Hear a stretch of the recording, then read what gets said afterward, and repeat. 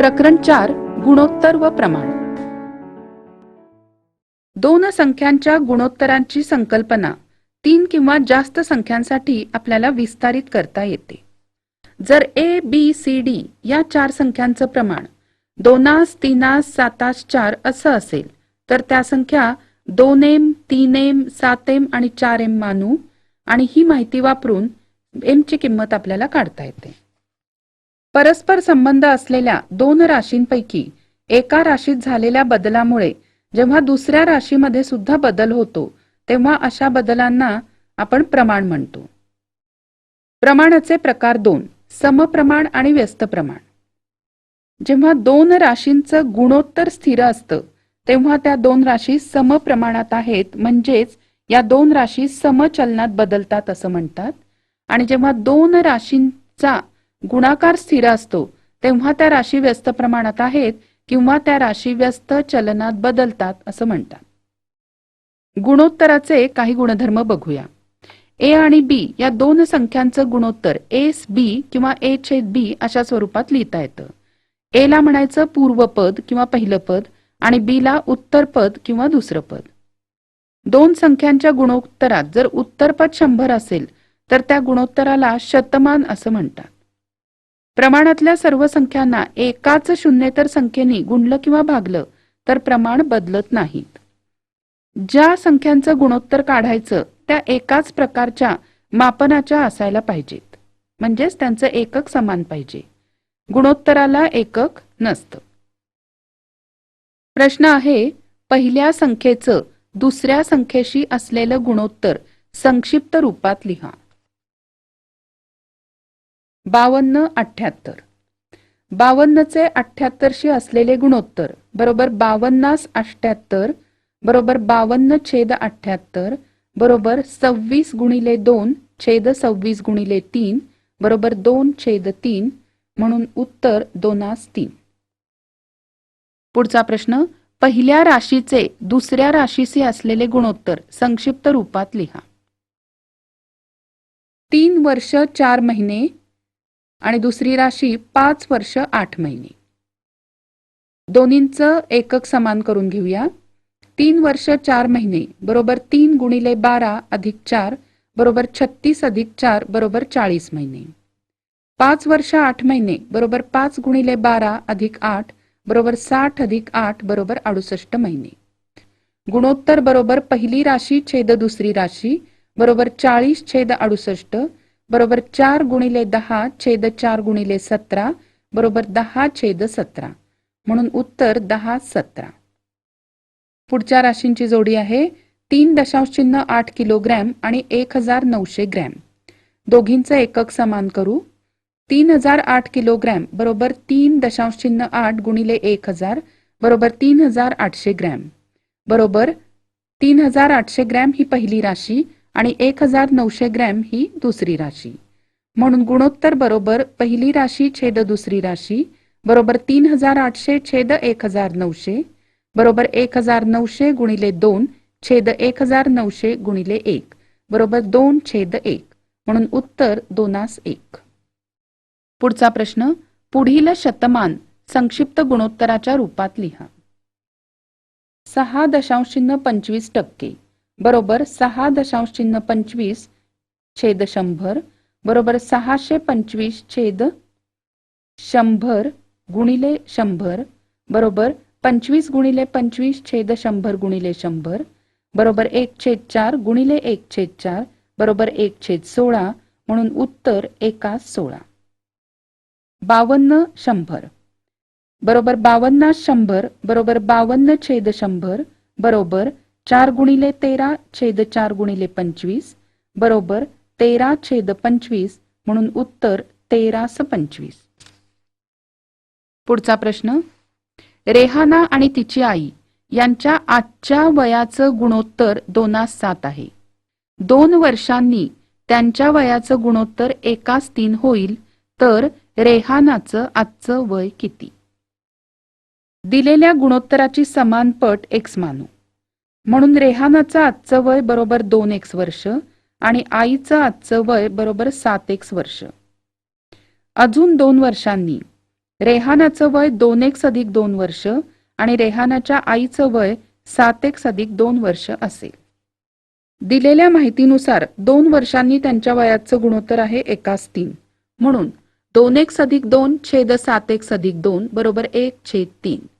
तिरकस गुणाकार करून 3 गुणिले 2x अधिक 2 बरोबर 7x अधिक 2 म्हणून 6x अधिक 6 बरोबर 7x अधिक 2 म्हणून 6 वजा 2 बरोबर 7x वजा 6x म्हणून 4 बरोबर x म्हणून x बरोबर 4. म्हणून रेहानाचं आजचं वय बरोबर 2x बरोबर 2 गुणिले 4 बरोबर 8 वर्षे. म्हणून रेहानाचं आजचं वय 8 वर्षे आहे. यानंतर गुणोत्तरांची तुलना. A, B, C, D या वास्तव संख्या असतील आणि B आणि D या शून्याहून मोठ्या असतील तर A छेद B व C छेद D या दिलेल्या दोन गुणोत्तरांचे हे गुणधर्म लक्षात ठेवायचे. जर AD मोठा BC पेक्षा असेल तर A छेद B मोठा C छेद D.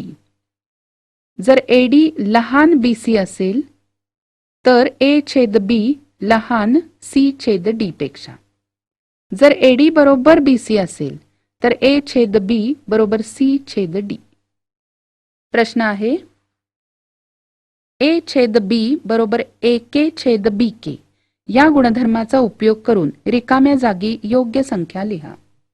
9 छेद 14 बरोबर 4.5 छेद टिंब टिंब बरोबर टिंब टिंब छेद 42 बरोबर टिंब टिंब छेद 3.5. 9.14 बरोबर 9 भागिले 2 छेद 14 भागिले 2 बरोबर 4.5 छेद 7. 9 छेद 14 बरोबर 9 गुणिले 3 छेद 14 गुणिले 3 बरोबर 27 छेद 42 आणि 9 छेद 14 बरोबर 9 भागिले 4 छेद 14 भागिले 4 बरोबर 2.25 छेद 3.5. म्हणून 9 छेद 14 बरोबर 4.5 छेद 7 बरोबर 27 छेद 42 बरोबर 2.25 छेद 3.5. यानंतर पुढे दिलेल्या गुणोत्तरांच्या जोड्यांमधील लहान मोठेपणा ठरवा.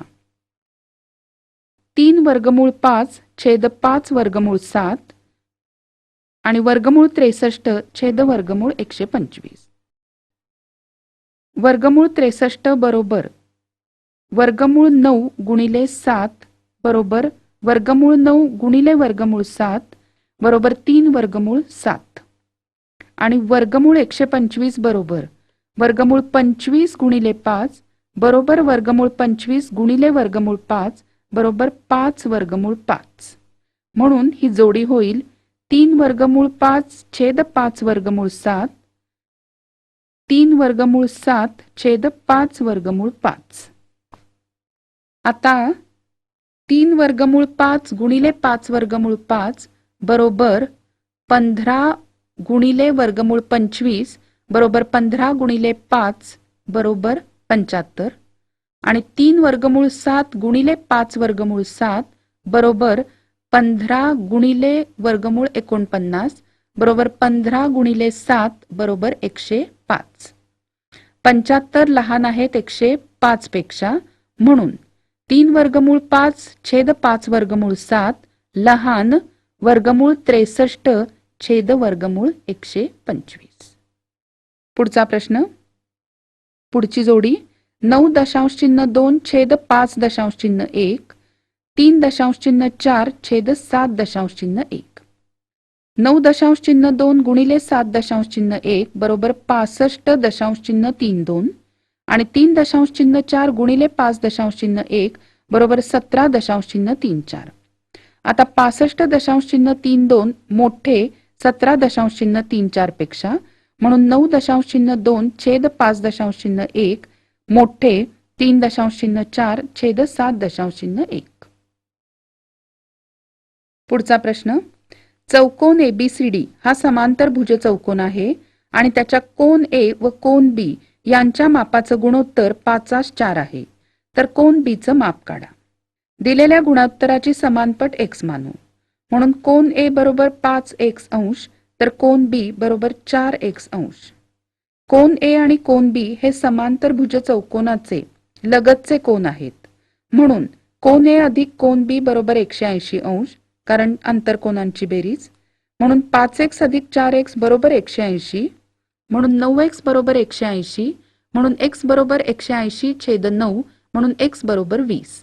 म्हणून कोन B बरोबर 4x अंश बरोबर 4 गुणिले 20 अंश बरोबर 80 अंश. पुढचा प्रश्न. जर AB बरोबर 3:1 आणि BC बरोबर 5:1 तर A घन छेद 15B वर्ग C चा घन या राशीची किंमत काढा. A छेद B बरोबर 3/1 म्हणून A बरोबर 3B. B छेद C बरोबर 5/1 म्हणून B बरोबर 5C. A बरोबर 3B बरोबर 3 गुणिले 5C बरोबर 15C. आता A बरोबर 15C आणि B बरोबर 5C. म्हणून A घन छेद 15B वर्ग C चा घन बरोबर 15C चा घन छेद 15 गुणिले 5C वर्ग गुणिले C या सगळ्याचा घन बरोबर 15 गुणिले 15 गुणिले 15 गुणिले C घन छेद 15 गुणिले 5 गुणिले 5 गुणिले C घन या सगळ्याचा घन बरोबर 9 घन बरोबर 9 गुणिले 9 गुणिले 9 बरोबर 729. यानंतर समान